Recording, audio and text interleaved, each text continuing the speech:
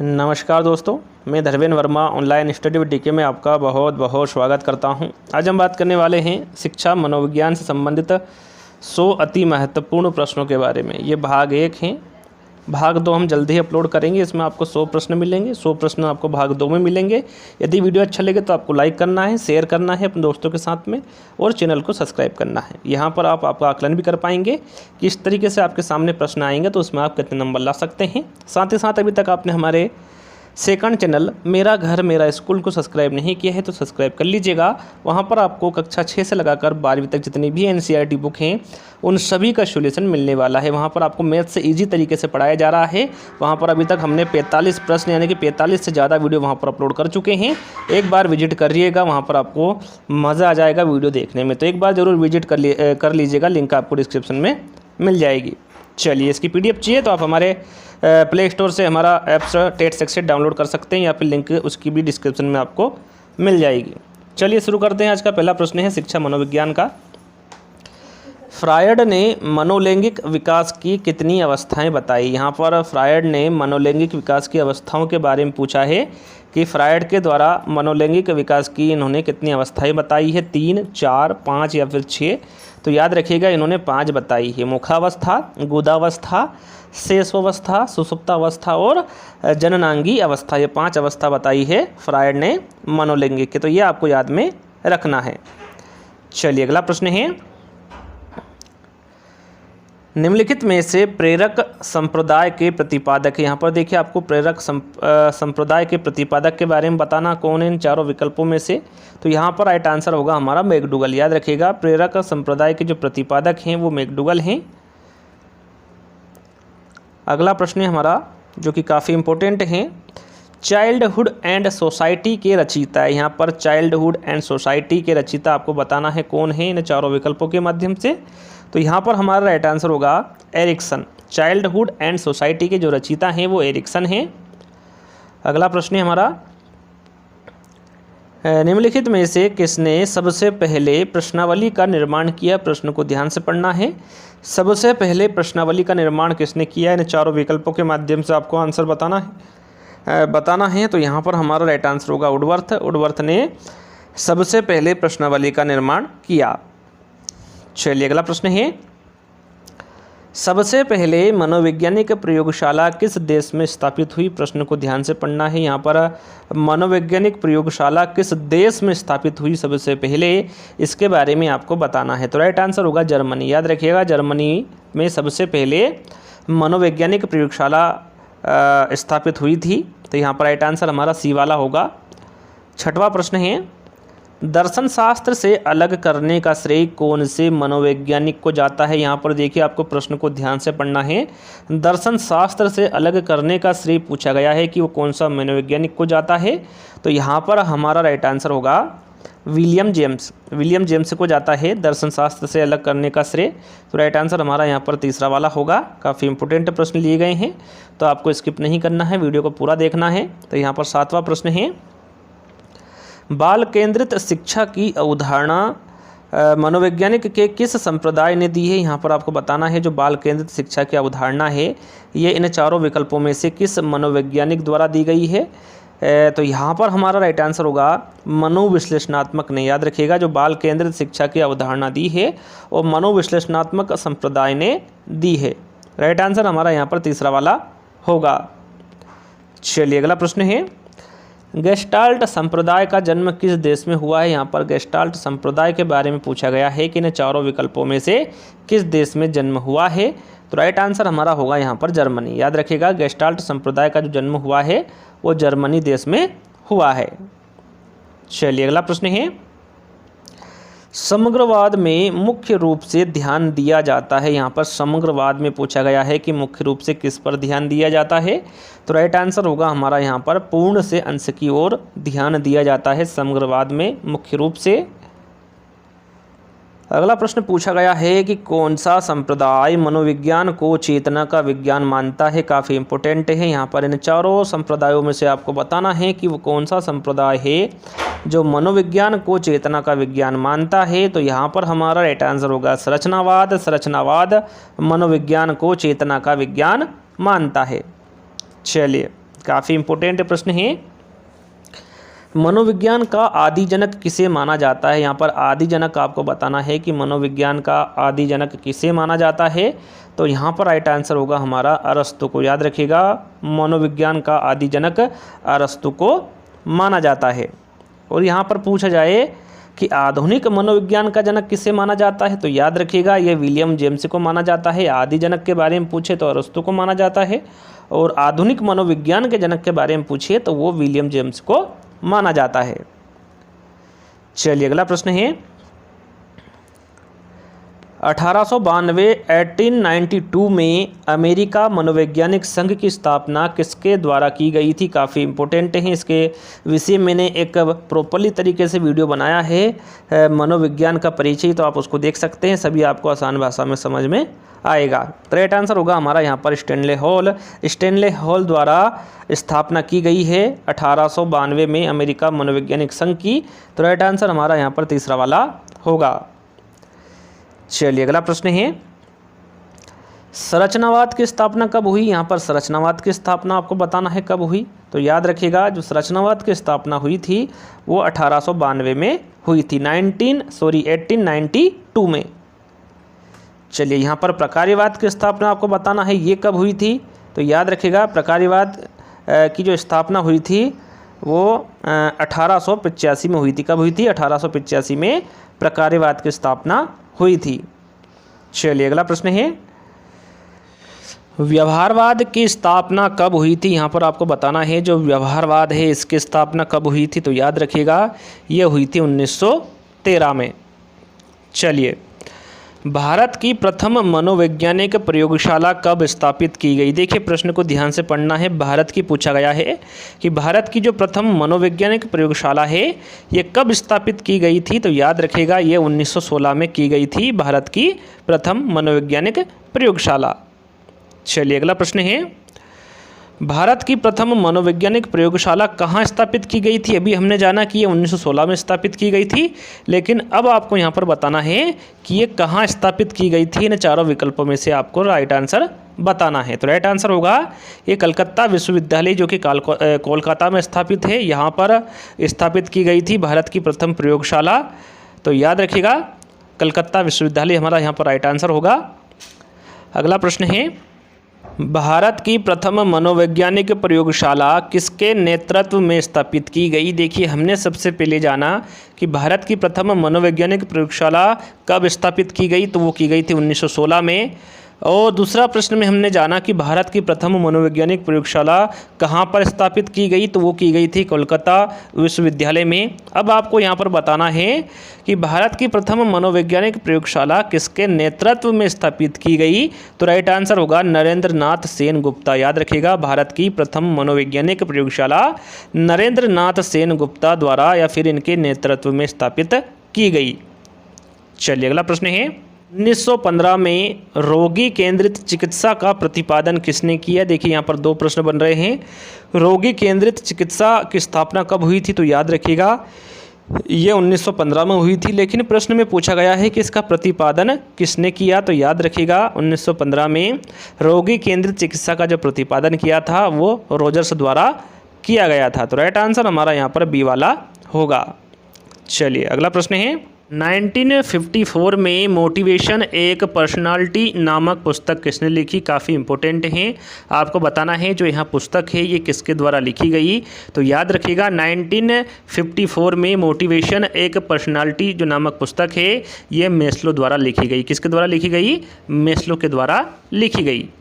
चलिए अगला प्रश्न है पहली वृहद शिक्षा मनोवैज्ञानिक की प्रयोगशाला किसने स्थापित की? देखिए यहाँ पर पहली वृहद शिक्षा मनोवैज्ञानिक की प्रयोगशाला के बारे में पूछे तो यहाँ पर हमारा राइट आंसर होगा जॉन डेवी। याद रखिएगा पहली वृहद शिक्षा मनोविज्ञान की जो प्रयोगशाला स्थापित की गई थी वो जॉन डेवी के द्वारा की गई थी।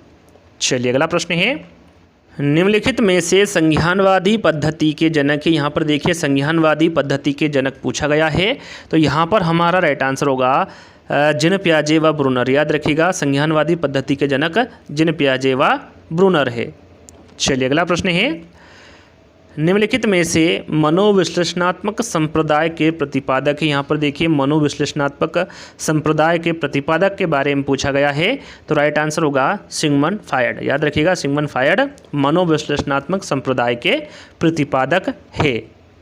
चलिए अगला प्रश्न है, निम्नलिखित में से शिक्षा मनोविज्ञान के अध्ययन क्षेत्र है, यानी कि कहने का मतलब है कि शिक्षा मनोविज्ञान में किस किस का अध्ययन किया जाता है, इन चारों विकल्पों के माध्यम से बताना है। तो राइट आंसर होगा बालक के वंशानुक्रम एवं वातावरण का भी अध्ययन किया जाता है, बालक की विकास अवस्थाओं का अध्ययन भी किया जाता है और अधिगम क्रियाओं का अध्ययन भी शिक्षा मनोविज्ञान में किया जाता है। ये तीनों ही शिक्षा मनोविज्ञान के अध्ययन क्षेत्र हैं। तो राइट आंसर हमारा यहाँ पर उपरोक्त सभी होगा। चलिए अगला प्रश्न है, निम्नलिखित में से चिंपांजी पर प्रयोग किसके द्वारा किया गया। सरल सा प्रश्न है, आप सभी को पता है कि यह कोहलर के द्वारा किया गया था चिंपांजी पर प्रयोग। तो राइट आंसर हमारा यहाँ पर तीसरा वाला होगा। अगला प्रश्न है, कोहलर द्वारा चिंपांजी पर किया गया प्रयोग किससे संबंधित था। यहाँ पर आपको बताना है संबंधित किससे था। जो कोहलर द्वारा चिंपांजी पर प्रयोग किया था, ये इन चारों विकल्पों में से आपको बताना है कि ये किससे संबंधित था। तो याद रखिएगा ये सूझ से भी था और अंतर्दृष्टि से भी था। तो ये राइट आंसर हमारा यहाँ पर सी वाला होगा। अंतःदृष्टि तथा सूझ दोनों से ही संबंधित था कोहलर द्वारा चिंपांजी पर किया गया प्रयोग। तो राइट आंसर हमारा यहाँ पर तीसरा वाला होगा। चलिए अगला प्रश्न है, निम्नलिखित में से रोजर्स द्वारा सिद्धांत प्रतिपादित किया गया। यहाँ पर आपको बताना है जो कार्ल रोजर्स है इनके द्वारा कौन सा सिद्धांत प्रतिपादित किया गया है। तो यहाँ पर हमारा राइट आंसर होगा पर्यावरणीय सिद्धांत। इन चारों विकल्पों में से जो पर्यावरणीय सिद्धांत हैं इसका जो प्रतिपादन किया है वो कार्ल रोजर्स द्वारा किया गया है। तो राइट आंसर हमारा यहाँ पर पहला वाला होगा। चलिए अगला प्रश्न है, निम्नलिखित में से आलपोर्ट किस व्यवस्था के प्रबल समर्थक थे। यहाँ पर आपको बताना है इन चारों व्यवस्था में से आपको बताना है कि आलपोर्ट किस व्यवस्था के प्रबल समर्थक थे। तो यहाँ पर हमारा राइट आंसर होगा आत्म बिंदु रेखी व्यवस्था के प्रबल समर्थक थे आलपोर्ट। तो राइट आंसर हमारा यहाँ पर तीसरा वाला होगा। चलिए अगला प्रश्न है, खेल को ऐच्छिक तथा आत्मप्रेरित क्रिया किस मनोवैज्ञानिक ने बताया है। काफ़ी इंपॉर्टेंट है, यहाँ पर आपको बताना है जो खेल है इसको ऐच्छिक और आत्मप्रेरित दोनों जो क्रिया हैं ये किस मनोवैज्ञानिक ने बताया है। तो यहाँ पर हमारा जो राइट आंसर होगा ये होगा स्टर्न। स्टर्न ने खेल को ऐच्छिक तथा आत्मप्रेरित क्रिया बताया है। तो राइट आंसर हमारा यहाँ पर बी वाला होगा। चलिए अगला प्रश्न है, निम्नलिखित में से समाजमिति विधि के प्रणेता है। यहाँ पर समाजमिति विधि के प्रणेता कौन है, इन चारों विकल्पों में से आपको बताना है। तो राइट आंसर होगा यहाँ पर मोरेनो, J.L. मोरेनो समाजमिति विधि के प्रणेता है। तो राइट आंसर हमारा यहाँ पर तीसरा वाला होगा। चलिए अगला प्रश्न है, बालकों में खेलों से विकसित होने वाली शक्तियां हैं। यहाँ पर आपको खेलों से विकसित होने वाली शक्तियां के बारे में बताना है बालक में। तो यहाँ पर देखिए शारीरिक शक्ति भी होती है बालकों में खेलों से विकसित होने वाली, मानसिक भी होती है और सामाजिक भी होती है। तीनों ही शक्तियाँ होती है बालकों में खेलों से विकसित होने वाली। तो राइट आंसर हमारा यहाँ पर उपरोक्त सभी होगा। चलिए अगला प्रश्न है, प्रथम मनोवैज्ञानिक प्रयोगशाला जर्मनी में कब स्थापित हुई। यहाँ पर देखिए मैंने आपको पहले बताया था कि प्रथम मनोवैज्ञानिक प्रयोगशाला कहाँ पर स्थापित हुई थी, तो वो जर्मनी में हुई थी। अब यहाँ पर आपको बताना है कि ये कब स्थापित हुई। तो यहाँ पर हमारा राइट आंसर होगा ये 1879 में स्थापित हुई थी प्रथम मनोवैज्ञानिक प्रयोगशाला जो कि जर्मनी में है। तो राइट आंसर हमारा यहाँ पर बी वाला होगा। चलिए अगला प्रश्न है, शिक्षा मनोविज्ञान वर्तमान में अपने किस स्वरूप में। यहाँ पर वर्तमान में आपको बताना है कि जो शिक्षा मनोविज्ञान है ये किस स्वरूप में है। तो राइट आंसर होगा ये शेषावस्था में है शिक्षा मनोविज्ञान वर्तमान में। तो राइट आंसर हमारा यहाँ पर तीसरा वाला होगा। चलिए अगला प्रश्न है, मनोविज्ञान अध्ययन की जेनेटिक विधि को अन्य किस नाम से पुकारा जाता है। जो मनोविज्ञान अध्ययन की जेनेटिक विधि है इसको और किस नाम से जाना जाता है या फिर किस नाम से पुकारा जाता है, इन चारों विकल्पों के माध्यम से बताना है। तो यहाँ पर हमारा राइट आंसर होगा विकासात्मक विधि के नाम से जेनेटिक विधि को पुकारा जाता है। तो राइट आंसर हमारा यहाँ पर बी वाला होगा। चलिए अगला प्रश्न है, मनोविज्ञान की बहिर्दर्शन विधि के जनक है। यहाँ पर देखिए जो बहिदर्शन विधि है इसके जनक आपको इन चारों विकल्पों के माध्यम से बताना है। तो राइट आंसर होगा हमारा यहाँ पर वाटसन, JB वाटसन बहिदर्शन विधि के जनक माने जाते हैं। तो राइट आंसर हमारा यहाँ पर तीसरा वाला होगा। चलिए अगला प्रश्न है, किस मनोवैज्ञानिक ने कहा कि चेतन मन के साथ अचेतन मन पर भी ध्यान देना चाहिए? काफ़ी इंपॉर्टेंट है। किस मनोवैज्ञानिक द्वारा कहा गया है कि जो चेतन मन होता है, चेतन मन के साथ साथ अचेतन मन पर भी ध्यान देना चाहिए? तो राइट आंसर हमारा यहाँ पर होगा ये सिगमंड फ्रॉइड द्वारा कहा गया है कि चेतन मन के साथ साथ अचेतन मन पर भी ध्यान देना चाहिए। तो राइट आंसर हमारा यहाँ पर फोर्थ वाला होगा। चलिए अगला प्रश्न है, मारिया मॉन्टेसरी पद्धति में शिक्षा किस माध्यम से दी जाती है? काफ़ी इंपॉर्टेंट है। जो मारिया मॉन्टेसरी पद्धति है इसमें जो शिक्षा है ये किस माध्यम से दी जाती है?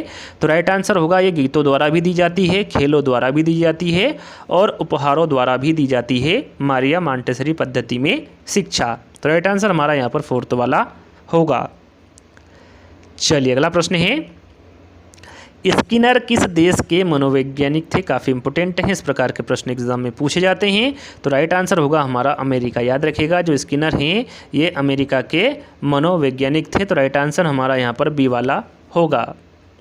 चलिए अगला प्रश्न है, विलियम वुंट तथा टिचनर किस विचारधारा के प्रवर्तक थे? जो विलियम वुंट है और टिचनर ये दोनों हैं, इसके बारे में आपको बताना है कि ये किस विचारधारा के प्रवर्तक थे। तो यहाँ पर हमारा राइट आंसर होगा ये संरचनावादी विचारधारा के प्रवर्तक थे विलियम वुंट और टिचनर। याद रखिएगा मोस्ट इंपॉर्टेंट प्रश्न है। तो यहाँ पर अगला प्रश्न है, समस्यात्मक बालकों की प्रवृत्ति होती है। यहाँ पर आपको समस्यात्मक बालकों के बारे में बताना है कि इनकी जो प्रवृत्ति होती है ये किस प्रकार की होती है। तो यहाँ पर राइट आंसर होगा ये समाज विरोधी प्रवृत्ति के होते हैं समस्यात्मक बालक, झगड़ालू प्रवृत्ति के होते हैं और अपराधी प्रवृत्ति के भी।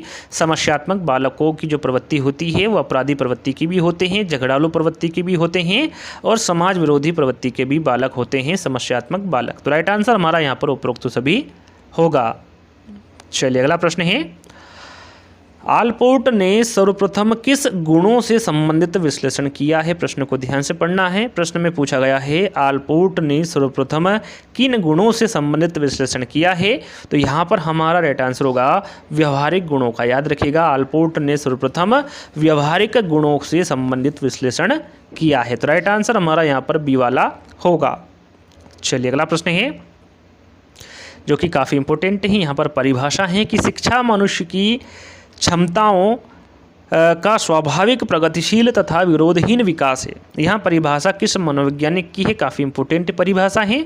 तो याद रखिएगा ये पेस्टालोजी द्वारा कहा गया है कि शिक्षा मनुष्य की क्षमताओं का स्वाभाविक प्रगतिशील तथा विरोधहीन विकास है। तो राइट आंसर हमारा यहाँ पर बी वाला होगा। चलिए अगला प्रश्न है, यहाँ भी एक परिभाषा है कि शिक्षा मनुष्य की क्षमताओं का विकास है जिनकी सहायता से वह अपने वातावरण पर नियंत्रण करता हुआ अपनी स्वाभाविक उन्नति को प्राप्त करता है। यह परिभाषा किस शिक्षा शास्त्री की है? इन चारों विकल्पों के माध्यम से बताना है। तो राइट आंसर होगा यह जॉन डीवी की परिभाषा है कि शिक्षा मनुष्य की क्षमताओं का विकास है जिनकी सहायता से वह अपने वातावरण पर नियंत्रण करता हुआ अपनी संभावित उन्नति को प्राप्त करता है। तो राइट आंसर हमारा यहाँ पर तीसरा वाला होगा। चलिए अगला प्रश्न है, यह भी परिभाषा है कि शिक्षा मनोविज्ञान का उद्देश्य शैक्षिक परिस्थिति के मूल्य एवं कुशलता में योगदान देना है। यह परिभाषा किस शिक्षा शास्त्र की है? इसके बारे में आपको बताना है। तो यहाँ पर हमारा राइट आंसर होगा स्किनर। जो पहली परिभाषा बताई थी वो पेस्टालोजी की थी, दूसरी जॉन डेवी की थी और जो तीसरी परिभाषा आपके सामने रखी गई है वो स्किनर की परिभाषा है। चलिए अगला प्रश्न है जो कि ये भी परिभाषा है, शिक्षा मनोविज्ञान व्यक्ति के जन्म से लेकर वृद्धावस्था तक सीखने के अनुभवों का वर्णन तथा व्याख्या है। यह कथन किस मनोवैज्ञानिक का है? यहाँ परिभाषा किसकी है? इन चारों विकल्पों के माध्यम से आपको बताना है। तो राइट आंसर होगा क्रो एंड क्रो के द्वारा कहा गया है कि शिक्षा मनोविज्ञान व्यक्ति के जन्म से लेकर वृद्धावस्था तक सीखने के अनुभवों का वर्णन तथा व्याख्या है। तो राइट आंसर हमारा यहाँ पर डी वाला होगा। चलिए अगला प्रश्न है, शिक्षा के संकुचित अर्थ में शिक्षा प्रदान की जाती है, यहाँ पर किस स्थान पर की जाती है, इनके बारे में आपको इन चारों विकल्पों के माध्यम से बताना है। तो राइट आंसर होगा यहाँ पर निश्चित स्थान पर। शिक्षा के संकुचित अर्थ में जो शिक्षा प्रदान की जाती है वो निश्चित स्थान पर की जाती है। तो राइट आंसर हमारा यहाँ पर पहला वाला होगा। चलिए अगला प्रश्न है, बालकों की रुचि, शारीरिक मानसिक योग्यता तथा विभिन्नताओं का ध्यान किस प्रकार से शिक्षण में रखा जाता है। यहाँ पर किस प्रकार से शिक्षण में रखा जाता है। बालकों की रुचि, शारीरिक मानसिक योग्यता तथा विभिन्नताओं का ध्यान, यहाँ पर आपको इन चारों विकल्पों के माध्यम से बताना है कि किस प्रकार के शिक्षण में रखा जाता है। तो राइट आंसर हमारा यहाँ पर होगा मनोवैज्ञानिक शिक्षण में रखा जाता है। तो राइट आंसर हमारा यहाँ पर बी वाला होगा। चलिए अगला प्रश्न है, निम्नलिखित में से लंबात्मक विधि का अध्ययन किसने किया है। यहाँ पर जो लंबात्मक विधि है इसका अध्ययन किसके द्वारा किया गया है, इन चारों विकल्पों के माध्यम से बताना है। तो यहाँ पर हमारा राइट आंसर होगा गैरीसन। कार्ल सी गैरीसन ने लंबात्मक विधि का अध्ययन किया है। तो राइट आंसर हमारा यहाँ पर पहला वाला होगा। चलिए अगला प्रश्न है, निम्नलिखित में से मनोविज्ञान को मन का विज्ञान किसने कहा है। काफ़ी इंपॉर्टेंट है और सरल प्रश्न भी है। जहाँ तक मुझे लगता है आपको इसका आंसर पता होगा। राइट आंसर होगा हमारा स्किनर ने मनोविज्ञान को मन का विज्ञान कहा है या फिर कहा था। चलिए अगला प्रश्न है, निम्नलिखित में से शिक्षा का केंद्र है। यहाँ पर आपको शिक्षा का केंद्र बताना है। काफ़ी सरल सा प्रश्न है। शिक्षा का केंद्र बच्चा ही होता है, यानी कि बच्चे शिक्षा का केंद्र होते हैं। तो राइट आंसर हमारा यहाँ पर तीसरा वाला होगा। चलिए अगला प्रश्न है, शिक्षा के द्वारा मानव व्यवहार में परिवर्तन किया जाता है तथा मानव व्यवहार का अध्ययन ही मनोविज्ञान कहलाता है। यहाँ कथन किस मनोवैज्ञानिक का है, यहाँ कथन किसके द्वारा कहा गया है, इन चारों विकल्पों के माध्यम से बताना है। तो यहाँ पर हमारा राइट आंसर होगा ब्राउन का। यहाँ ब्राउन का कथन है या फिर यहाँ पर ब्राउन का कहना है कि शिक्षा के द्वारा मानव व्यवहार में परिवर्तन किया जाता है तथा मानव व्यवहार का अध्ययन ही मनोवैज्ञानिक कहलाता है। राइट आंसर हमारा यहाँ पर बी वाला होगा। चलिए अगला प्रश्न है, मानव व्यवहार एवं अनुभव से संबंधित निष्कर्षों का शिक्षा के क्षेत्र में प्रयोग शिक्षा मनोविज्ञान कहलाता है। यहाँ कथन किस मनोवैज्ञानिक का है या फिर किसके द्वारा कहा गया है, इन चारों विकल्पों के माध्यम से बताना है। तो राइट आंसर होगा यहाँ कथन स्किनर का है। यहाँ पर जो राइट आंसर होगा हमारा वो तीसरा वाला होगा। चलिए अगला प्रश्न है, निम्नलिखित में से अधिगम को अप्रभावित करने वाले कारक, देखिए प्रश्न को ध्यान से पढ़ना है। अधिगम को अप्रभावित करने वाला कारक कौन सा है। तो साधारण सी बात है भूख अधिगम को अप्रभावित, यानी कि अधिगम पर कोई प्रभाव भूख का नहीं पड़ेगा। तो राइट आंसर हमारा यहाँ पर कौन सा होगा, तीसरा वाला होगा। चलिए अगला प्रश्न है, 21वीं शताब्दी में मनोविज्ञान का मुख्य आधार तय हुआ। यहाँ पर देखिए 21वीं शताब्दी में पूछा गया है कि जो मनोविज्ञान है इसका मुख्य आधार क्या तय हुआ, व्यवहार, आत्मा, मन या फिर कोई नहीं। तो यहाँ पर हमारा राइट आंसर होगा व्यवहार। 21वीं शताब्दी के बारे में पूछा गया है तो मनोविज्ञान का जो मुख्य आधार तय हुआ था वो व्यवहार हुआ था। चलिए अगला प्रश्न है, निम्नलिखित में से वाटसन मनोविज्ञान की किस अवधारणा को मानने वाले थे। यहाँ पर वाटसन मनोविज्ञान की किस अवधारणा को मानने वाले थे, इसके बारे में आपको इन चारों विकल्पों के माध्यम से बताना है। तो राइट आंसर होगा व्यवहारवाद को। वाटसन मनोविज्ञान व्यवहारवाद को मानने वाले थे। तो राइट आंसर हमारा यहाँ पर तीसरा वाला होगा। चलिए अगला प्रश्न है, किसी भी बच्चे को उचित वातावरण एवं व्यवहार देकर उसे इच्छित दिशा में मोड़ा जा सकता है। यहाँ परिभाषा किस मनोविज्ञान की परिभाषा से मिलती जुलती, यहाँ पर प्रश्न को ध्यान से पढ़ना है कि यहाँ जो परिभाषा है ये किस मनोवैज्ञानिक की परिभाषा से मिलती जुलती है। तो यहाँ पर हमारा राइट आंसर होगा ये वाटसन की परिभाषा से मिलती जुलती है। तो राइट आंसर हमारा यहाँ पर फोर्थ वाला होगा। चलिए अगला प्रश्न है, निम्नलिखित में से 1912 में किस संप्रदाय का प्रतिपादन हुआ। प्रश्न को ध्यान से पढ़ना है। 1912 में आपको बताना है कि किस संप्रदाय का प्रतिपादन हुआ था। इन चारों विकल्पों के माध्यम से बताना है। तो राइट आंसर होगा ये हुआ था गेस्टाल्ट संप्रदाय का 1912 में प्रतिपादन हुआ था। याद रखिएगा, सन आपको याद रखना है ताकि आप इसका आंसर आसानी से दे सके। 1912 में गेस्टाल्ट संप्रदाय का प्रतिपादन हुआ। चलिए अगला प्रश्न है,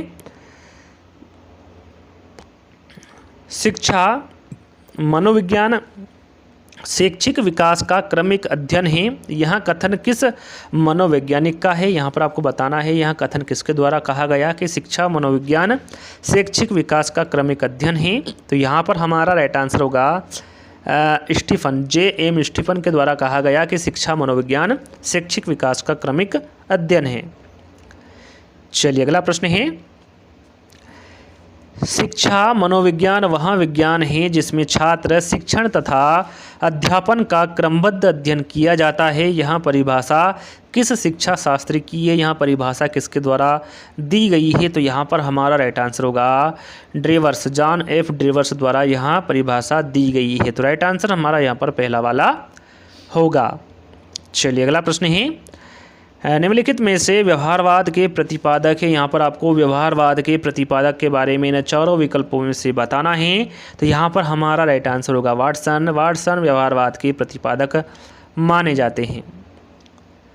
चलिए अगला प्रश्न है, शिक्षा की प्रक्रिया पूर्णतया मनोविज्ञान की कृपा पर निर्भर है। यहाँ कथन किस मनोवैज्ञानिक का है? यहाँ पर आपको बताना है जो यहाँ कथन दिया गया है ये किस मनोवैज्ञानिक द्वारा दिया गया है। तो यहाँ पर हमारा राइट आंसर होगा B.F. झा। B.N. झा के अनुसार, सॉरी B.N. झा लिखा हुआ है, B.N. झा के द्वारा कहा गया है कि शिक्षा की प्रक्रिया पूर्णतः मनोविज्ञान की कृपा पर ही निर्भर है। तो राइट आंसर हमारा यहाँ पर फोर्थ वाला होगा। चलिए अगला प्रश्न है, शिक्षा मनोविज्ञान शैक्षिक परिवेश में व्यक्ति के विकास का व्यवस्थित अध्ययन है। यहाँ कथन किस मनोवैज्ञानिक का है? तो यहाँ पर हमारा राइट आंसर होगा जो यहाँ कथन है ये H.S. चौहान का कथन है कि शिक्षा मनोविज्ञान शैक्षिक परिवेश में व्यक्ति के विकास का व्यवस्थित अध्ययन है। तो राइट आंसर हमारा यहाँ पर फोर्थ वाला होगा। चलिए अगला प्रश्न है, शिक्षा मनोविज्ञान की औपचारिक आधारशिला कब रखी गई? प्रश्न को ध्यान से पढ़ना है। यहाँ पर औपचारिक आधारशिला के बारे में पूछा गया है कि शिक्षा मनोवैज्ञानिक की जो औपचारिक आधारशिला है ये कब रखी गई? तो याद रखिएगा ये रखी गई थी 1889 में, यानी 1889 में शिक्षा मनोविज्ञान की औपचारिक आधारशिला रखी गई। राइट आंसर हमारा यहाँ पर तीसरा वाला होगा। चलिए अगला प्रश्न है, निम्नलिखित में से किसके प्रयासों से शिक्षा मनोविज्ञान की औपचारिक आधारशिला सन 1889 में रखी गई? यहाँ पर देखिए अभी हमने आपको बताया है कि शिक्षा मनोविज्ञान की औपचारिक आधारशिला 1889 में इसकी रखी गई थी। यहाँ पर आपको बताना है कि किसके प्रयासों से रखी गई थी। तो यहाँ पर हमारा राइट आंसर होगा स्टैनले हॉल के प्रयासों से रखी गई थी शिक्षा मनोविज्ञान की औपचारिक आधारशिला की नींव। तो यहाँ पर हमारा जो राइट आंसर होगा वो पहला वाला होगा। चलिए अगला प्रश्न है, बालक के विकास का अध्ययन हमें यहाँ जानने योग्य बनाता है कि क्या पढ़ाए और कैसे पढ़ाए। यहाँ कथन किस मनोवैज्ञानिक का है? काफ़ी इंपॉर्टेंट कथन है। यहाँ पर आपको बताना है यहाँ कथन किसके द्वारा दिया गया है। तो राइट आंसर होगा यहाँ पर गिलफोर्ड का। यहाँ कथन गिलफोर्ड का है कि बालक के विकास का अध्ययन हमें यहाँ जानने योग्य बनाता है कि क्या पढ़ाएं और कैसे पढ़ाएं। तो राइट आंसर हमारा यहाँ पर तीसरा वाला होगा। चलिए अगला प्रश्न है, खेलों के माध्यम से बालक में कौन सा गुण विकसित होता है? यहाँ पर खेल के बारे में आपको बताना है कि खेलों के माध्यम से बालक में कौन सा गुण विकसित होता है। तो यहाँ पर हमारा राइट आंसर होगा सामाजिकता का गुण विकसित होता है खेलों के माध्यम से बालक में। तो राइट आंसर हमारा यहाँ पर पहला वाला होगा। चलिए अगला प्रश्न है, बाल केंद्रित शिक्षा के लिए किस मनोवैज्ञानिक ने शिक्षा शास्त्रियों का ध्यान केंद्रित किया है? प्रश्न को ध्यान से पढ़ना है।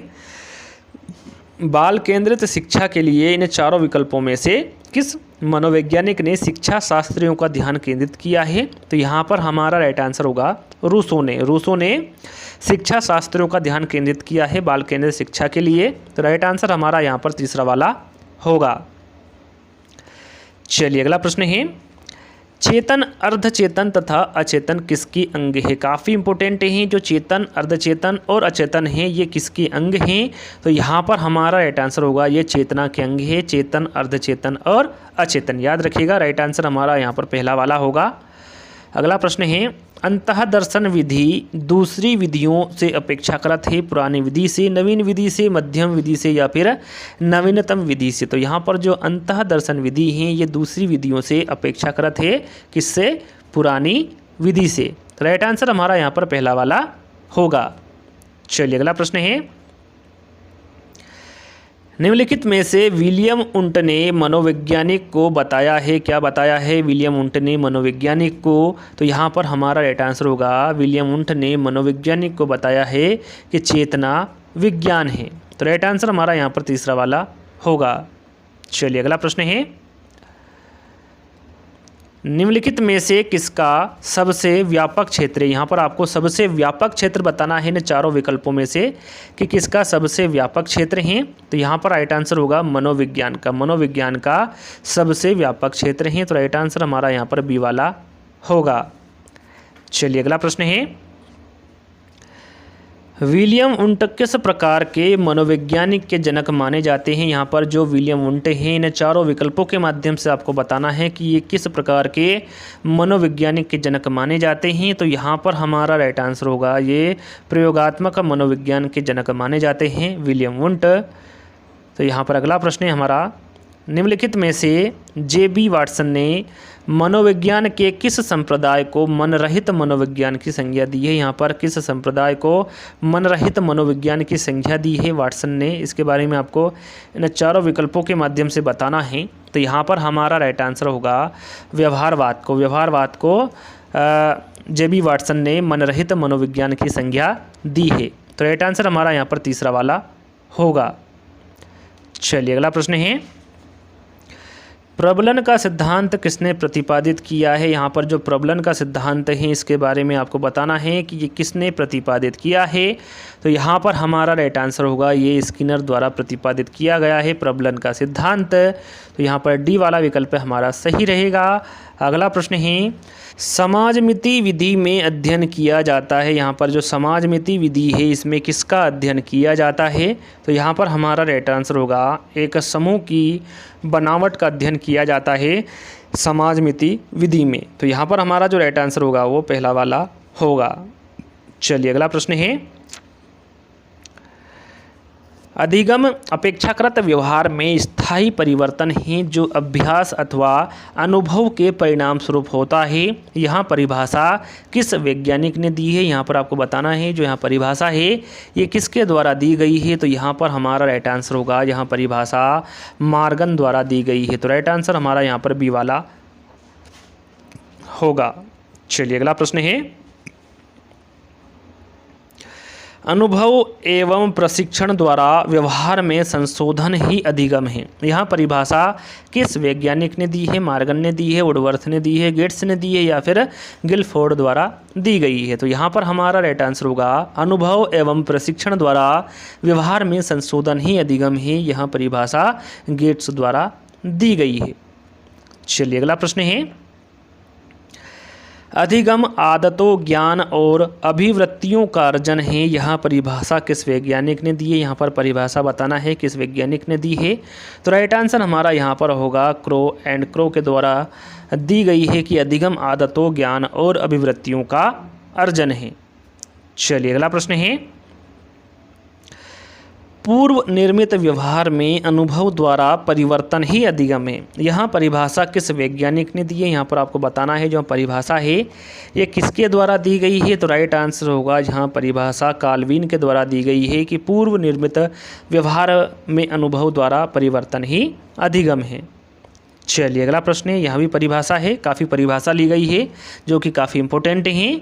तो यहाँ पर परिभाषा कुछ इस प्रकार है कि अधिगम व्यक्ति में एक परिवर्तन है जो उसके वातावरण के परिवर्तनों के अनुसरण में होता है। यहाँ परिभाषा किस वैज्ञानिक ने दी है? यहाँ पर आपको बताना है जो यहाँ परिभाषा है ये किसके द्वारा दी गई है। तो यहाँ पर हमारा राइट आंसर होगा यहाँ परिभाषा पिल के द्वारा दी गई है। किसके द्वारा? पिल के द्वारा। चलिए अगला प्रश्न है, प्राणी के व्यवहार में परिवर्तन लाना ही अधिगम का अभिप्राय है। यहाँ परिभाषा किस वैज्ञानिक की है? यहाँ परिभाषा के बारे में आपको बताना है कि किस वैज्ञानिक द्वारा दी गई है। Crow and Crow, Chauhan, Guilford या फिर मॉर्गन। तो यहाँ पर हमारा राइट आंसर होगा चौहान के द्वारा दी गई है कि प्राणी के व्यवहार में परिवर्तन लाना ही अधिगम का अभिप्राय है। तो राइट आंसर हमारा यहाँ पर बी वाला होगा। चलिए अगला प्रश्न है, 1952 में किस शिक्षा शास्त्री ने अपने शोध द्वारा यहाँ कहा कि शैशवावस्था से बाल्यावस्था से किशोरावस्था तक सीखने की जो गति है वो तेज हो जाती है? ये किस शिक्षा शास्त्री ने अपने शोध द्वारा कहा? तो यहाँ पर हमारा राइट आंसर होगा ये गिलफोर्ड द्वारा कहा गया 1992 में कि शैशवावस्था से बाल्यावस्था तथा बाल्यावस्था से किशोरावस्था तक सीखने की जो गति है वो तेज हो जाती है। तो राइट आंसर हमारा यहाँ पर फोर्थ वाला होगा। चलिए अगला प्रश्न है, स्थानीय इतिहास के लिए सबसे अधिक उपयोगी शिक्षण विधि है। यहाँ पर आपको सबसे अधिक उपयोगी शिक्षण विधि बताना है स्थानीय इतिहास के लिए।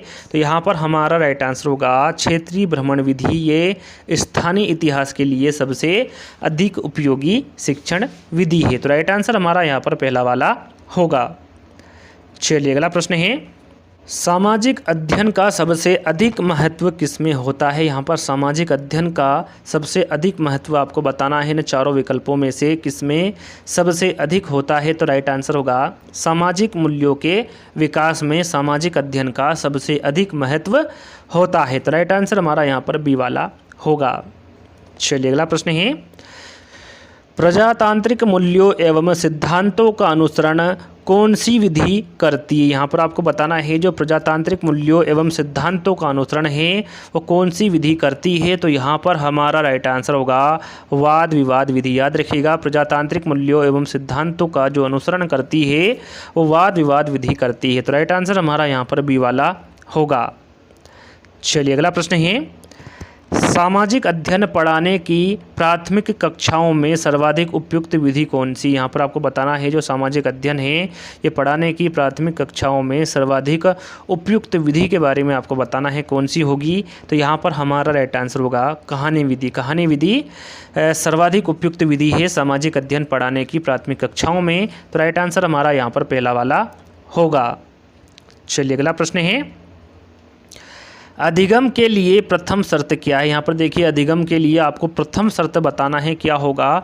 तो प्रथम शर्त यहाँ पर होगा कि सीखने वाले की अभिप्रेरणा। यहाँ पहली शर्त अधिगम की होगी। तो राइट आंसर हमारा यहाँ पर पहला वाला होगा। अधिगम के लिए द्वितीय शर्त क्या है? पहली शर्त हमने जाना सीखने वाले की अभिप्रेरणा। यहाँ पर दूसरी शर्त आपको बताना है।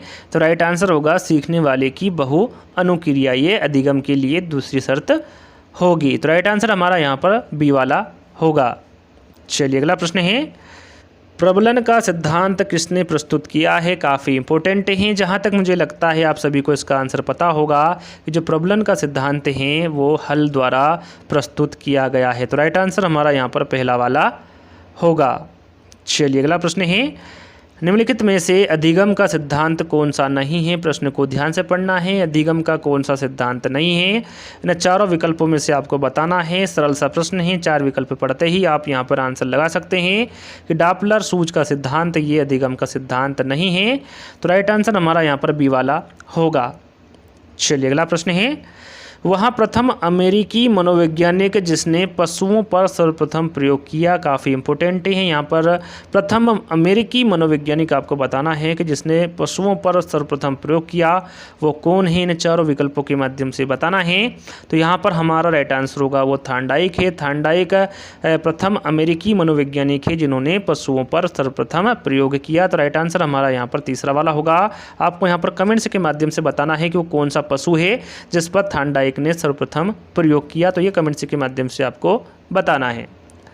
चलिए अगला प्रश्न है, निम्नलिखित में से कौन से मनोवैज्ञानिक का मनोविज्ञान बंद मनोविज्ञान या संयोजनवाद कहलाता है? यहाँ पर आपको बताना है इन चारों विकल्पों में से किस मनोवैज्ञानिक का मनोविज्ञान बंद मनोविज्ञान या फिर संयोजनवाद कहलाता है? तो यहाँ पर हमारा राइट आंसर होगा थार्नडाइक का। तो राइट आंसर हमारा यहाँ पर फोर्थ वाला होगा।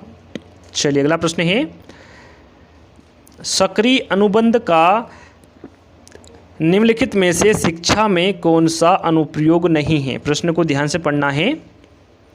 सक्रिय अनुबंध का इन चारों विकल्पों में से शिक्षा में कौन सा अनुप्रयोग नहीं है?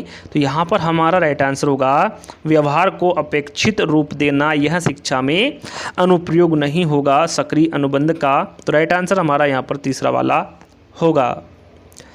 चलिए अगला प्रश्न है, निम्नलिखित में से किस मनोवैज्ञानिक का सिद्धांत सुव्यवस्थित व्यवहार का सिद्धांत के नाम से भी जाना जाता है? यहाँ पर आपको बताना है कौन सा मनोविज्ञान है जिसका सिद्धांत सुव्यवस्थित व्यवहार का सिद्धांत के नाम से जाना जाता है। तो राइट आंसर होगा हमारा हल का जो सिद्धांत है उसे सुव्यवस्थित व्यवहार के सिद्धांत के नाम से भी जाना जाता है। तो यहाँ पर राइट आंसर हमारा बी वाला होगा। चलिए अगला प्रश्न है, अध्यापक को चाहिए कि सीखने की प्रारंभिक अवस्था में वह बच्चों की अधिक से अधिक सहायता करे एवं अधिक पुनर्बलन प्रदान करे तथा सीखने की अंतिम अवस्था में न्यूनतम सहायता करे। यह कथन किस मनोवैज्ञानिक के सिद्धांत पर आधारित है? प्रश्न को ध्यान से पढ़ना है। प्रश्न में पूछा गया है कि यहाँ जो कथन है यह किस मनोवैज्ञानिक के सिद्धांत पर आधारित है? तो राइट आंसर होगा हल। ये हल मनोवैज्ञानिक के सिद्धांत पर आधारित है यहाँ कथन। तो राइट आंसर हमारा यहाँ पर सी वाला होगा। चलिए अगला प्रश्न है जो कि काफ़ी इंपॉर्टेंट है, टॉलमैन का चिन्ह अधिगम का सिद्धांत अन्य किस नाम से जाना जाता है? यहाँ पर जो चिन्ह अधिगम सिद्धांत है जो कि टॉलमैन द्वारा दिया गया है ये किस नाम से जाना जाता है? तो याद रखिएगा यह चिन्ह गेस्टाल्ट सिद्धांत के नाम से भी जाना जाता है, चिन्ह सार्थकता सिद्धांत या फिर प्रत्याशा सिद्धांत के नाम से भी जाना जाता है, और ये प्रयोजन व्यवहारवाद के सिद्धांत के नाम से भी जाना जाता है चिन्ह अधिगम का सिद्धांत। तो यहाँ पर हमारा जो राइट आंसर होगा वो उपरोक्त सभी होगा।